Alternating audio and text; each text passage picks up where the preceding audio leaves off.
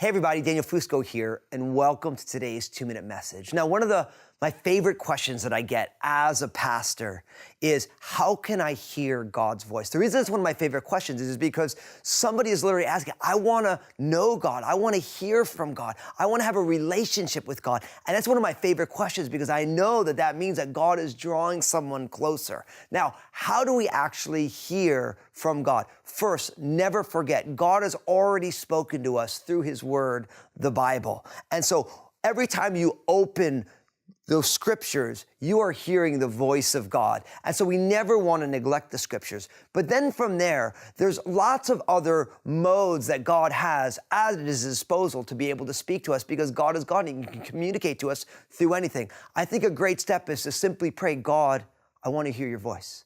I want you to speak to me, because a prayer is the opening up of a conversation. I believe that God is always speaking. The problem is that we're not always listening. So you want to be someone who asks God to speak. Second, you need to be able to quiet your heart down. It says that the Spirit of God speaks in a still, small voice. And so we're all getting bombarded with messages and things and ideas. And we really want to be able to quiet our hearts down to hear the still, small voice of the Holy Spirit. And then from there, you'll get impressions on your heart. God will have someone come and talk to you about something, it'll blow your mind. So just start with the prayer, ask God to speak through His Word, and then say, God, will you quiet my heart and my mind down that I can hear from you?